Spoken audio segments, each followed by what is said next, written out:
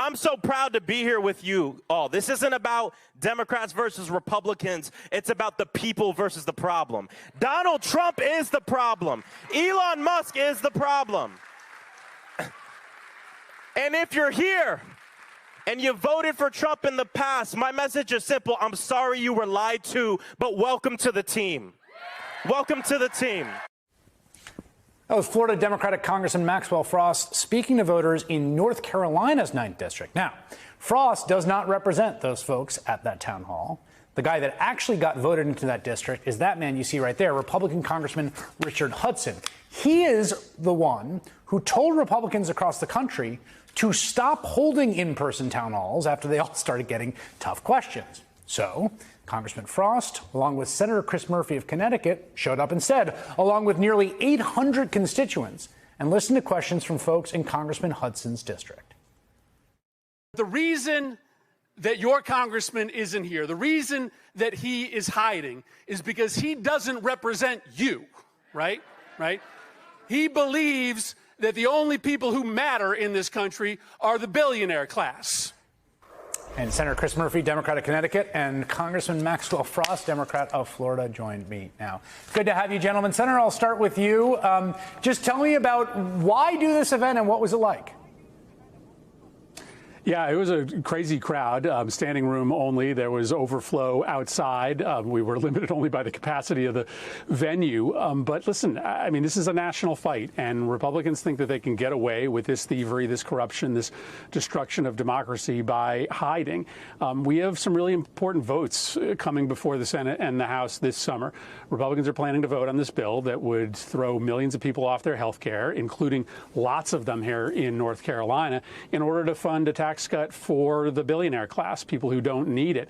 And Republicans are kind of hoping that in their backyard, their constituents won't hear about the truth because they're refusing to hold town halls. So Maxwell and I are committed this spring and this summer to be all over the country and hold town halls where Republicans won't. We only need to convince 3 or 4 Republicans in the House and the Senate to vote no against these cuts to save a lot of lives. Maybe we can find one here in North Carolina or one tomorrow in Missouri. That's our job, to bring this fight all across the country.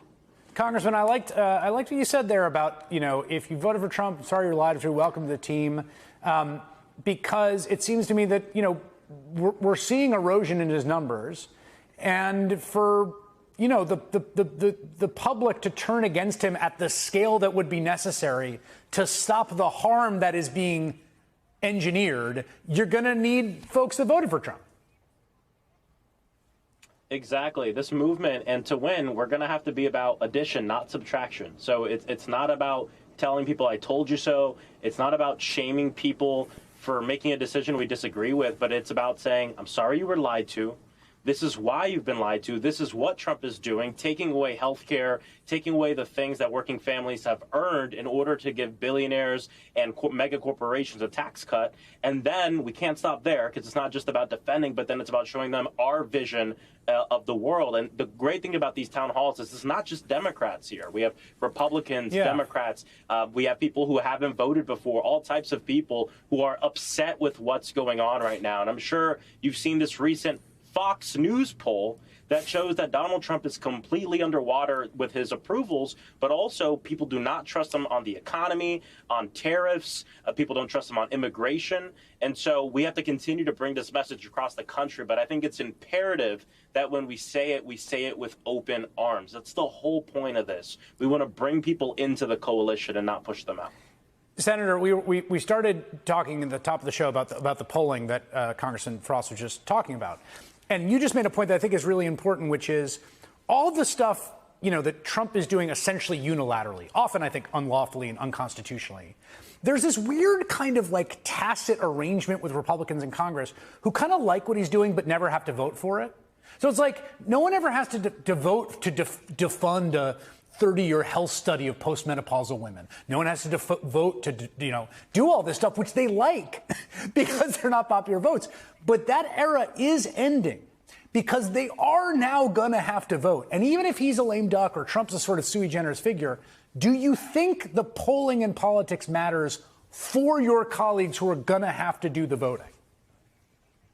Yes, of course it does. Right? The worst thing that they are contemplating doing, probably the most unpopular thing they are contemplating doing, is this budget bill in which they are talking about $1 trillion of cuts to Medicaid. That's just throwing people off of their health care insurance overnight in order to fund $1 trillion of tax cuts for the richest 1%. That's deeply unpopular. And what we saw in 2017, Chris, is that everybody thought they were going to pass the repeal of Obamacare, but they didn't. They didn't because they had really slim margins in the House and the Senate, just as slim as they have now. And we were able to throw enough sand in the gears, mobilize people nationally, just enough so that we defeated that measure. But the stink of that effort to repeal Obamacare still stuck with people. That was why they lost the midterms. And so politically, I mean, we should root for them not to get away with this because, if we stop the Medicaid cuts, it'll help a lot of people. But it's not as if the voters will excuse them for trying to do it, even if they don't get away with it. So, yes, we're here in North Carolina because there are a couple swing votes here in the Senate and in the House that might save a whole bunch of lives if they do the right thing when this bill to cut Medicaid and fund tax cuts for billionaires comes before the House and the Senate. Yeah, Tom Tillis, your colleague in the Senate, is in cycle, meaning he's up for re-election in 2026. That is a state that Democrats just won statewide offices in this last election, even as Trump was being elected. And Congressman Frost, those margins are very slim in the House. Up until now, it seems that the sort of combination of Trump, Musk, and their kind of discipline approach, Musk is going to come in and primary you, drop $20 million on your head if you cross him, all that has kept them in line so far. And I wonder whether you think any of that starts to erode or they're still pretty tightly together. No, we're starting to see some of it erode, and it has to do, I think, a lot with the people power we're seeing, a lot of the events we're doing, a lot of our other colleagues are doing across the country, and amping up that pressure. About a week ago, 12 Republicans sent a letter to Mike Johnson saying we can't vote yes on a budget that has massive. Rowdy, combative, even some violence at town halls across the country yesterday. That first clip you saw was from Georgia at a town hall for Congresswoman Marjorie Taylor Greene. At least 6 people were escorted out by police. 3, at least, were arrested. 2 even shot with a taser. On the other side of the aisle, former President Joe Biden re-entered the political world, giving his first post-presidency speech where he slammed President Trump over cuts to Social Security. Joining us now is Julie Roginski, Democratic strategist, author of the Salty Politics newsletter, and Lindsey Draft, former regional finance director for Mitt Romney's campaign. I thank you both for being here with me. Lindsey, there's a longer moment from Senator Grassley's town hall where he was pressed about the lack of due process for Abrego Garcia case. Let's listen to that. Are you going to bring that guy back from El Salvador?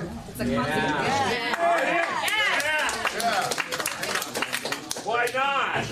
Well, because that's not a power of Congress. The Supreme Court said to bring him back. Judges are. Yeah, but The president hasn't. what can they do? He's defined the Constitution. Judiciary Committee. Trump don't care.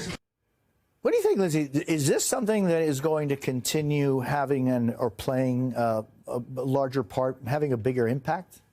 I think that what we're seeing right now is a gross overreach of the executive branch because you have a legislative branch that is failing to actually address key issues. You have a legislative branch right now that is having people in Congress who are there from gerrymandered districts with closed primary systems. They are scared to do anything because they're scared to lose their jobs. I give great kudos to Senator Grassley for hosting this town hall and Congressman Mast, maybe not Congresswoman Marjorie Taylor Greene, as she took pre-screened questions, so it was not a responsive engagement. But what Senator Grassley said really stood out to me, which is that this is not Congress's power. Congress has great collective power. It is choosing not to use it. And if you look at what happened last week with the 90-day suspension of the tariffs, that's actually an example of Congress's collective power. They came together quietly. Even though that was an executive decision. It was an executive decision, but it was because of pressure placed on the executive branch by the members of the Republican Senate. They have the opportunity to do this, and I think that the more town halls we host and the more public sentiment that comes behind this, we will start to see an opportunity for them to exert that that collective power. And so, Julie, do you think that the Democrats have been exerting their collective power, even though they're in the minority in the Senate and the House and clearly in the White House? Have they been exerting their collective power adequately? Not enough. I think there are certain senators like Cory Booker who obviously showed a pathway to doing that. But 25 hours. 25 hours. I'm not suggesting every senator filibuster or have to do a floor speech for 25 hours, but there are things that they can do to gum up the works until Chuck Grassley, who sits on the Judiciary Committee, realizes he has tremendous power to force the president's hand to do something. He doesn't have to get any nominees through the Judiciary Committee until the president returns Abrego Garcia and does other things that the Congress would want him to do. Democrats need to understand that this is not a time to sit and have a kumbaya moment with Republicans on anything.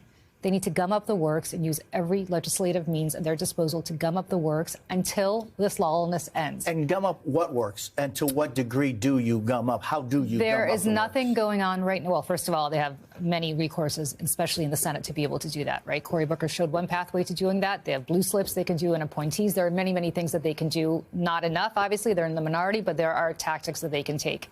The problem here is that this is a president that is completely lawless, whether it's Abrego Garcia, whether it's these renditions without any due process, whether it is allowing Elon Musk to steal people's personal information, whether it is effectively stopping... Steal people's? Of course. He's got people from Doge coming in to all of these departments, taking people's personal information, doing God knows what with it.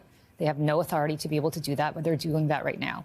You have people coming in right now and cutting off workers of Social Security agencies so that people can't apply for those Social Security benefits. There are all sorts of things that are happening right now that are completely outside the norm. And until Congress realizes that they need to act as a co-equal branch of government and stop bending the knee to this executive, we're not going to be able to stop any of this from happening, and our democracy is going to be slipping away.